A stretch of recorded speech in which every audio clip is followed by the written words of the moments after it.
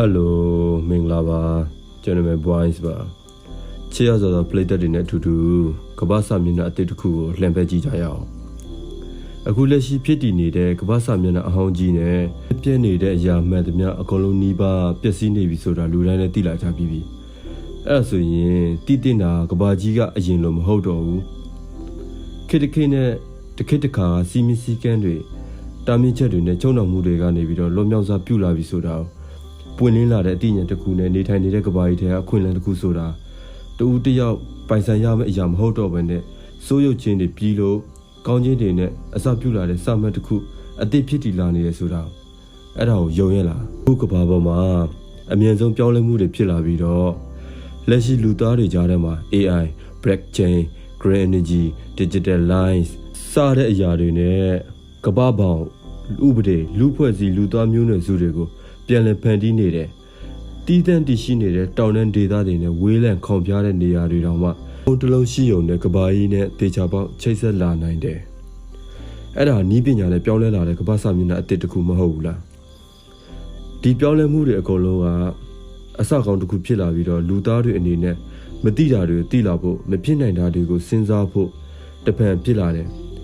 လူတစ်ယောက်တည်းကနေပြီးတော့အများစီကိုအခွင့်အလမ်းတွေပေးပို့လို့ရလာတယ်ပညာရေးတွေအကုန်လုံးကလည်း digital lines တွေဖြစ်လာတယ်ပြီးတော့သိပ္ပံနဲ့ဤပညာတွေအကုန်နီးလန်းတွေနိုင်ငံတကာအဲ့အရာတွေအကုန်လုံးကိုအသုံးပြုခွင့်ရလာတယ်အဲ့ဒါတွေကပြီးခဲ့တဲ့ထောင်စုနှစ်ကျော်လာပြီးတော့လူသားမျိုးနွယ်စုတစ်ခုပေါ်မှာပြောင်းလဲမှုကြီးတစ်ခုဖြစ်လာခဲ့တယ်။ဒါဟာအခြေအနေတစ်ခုတည်းပို့တဲ့စဉ်းစားမှုတစ်ခုဖြစ်တယ်။ဖြစ်တည်လာတဲ့အရာတွေအပေါ်လူသားတွေရဲ့ပြတ်သက်မှုပုံစံအရောက်ချင်းစီတိုင်းကဘယ်လိုနီးနဲ့စတင်မလဲလွတ်လပ်တွေးတောစဉ်းစားမှုတွေနဲ့အတူ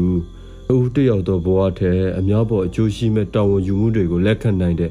စာမန်တစ်ခုအနေနဲ့စာမျက်နှာတစ်ခုကိုတိစောက်ပြလာခဲ့ကြတယ်။စဉ်းစားကြည့်ပါကြော်ပြောရမယ်။ digital lines ပညာရေးစနစ်တစ်ခုဆိုတာ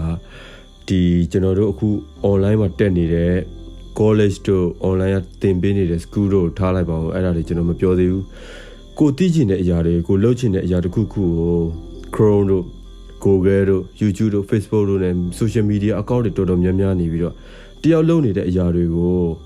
နောက်တယောက်နေပြီးတော့ယူခြင်းလို့ခေါ်တာ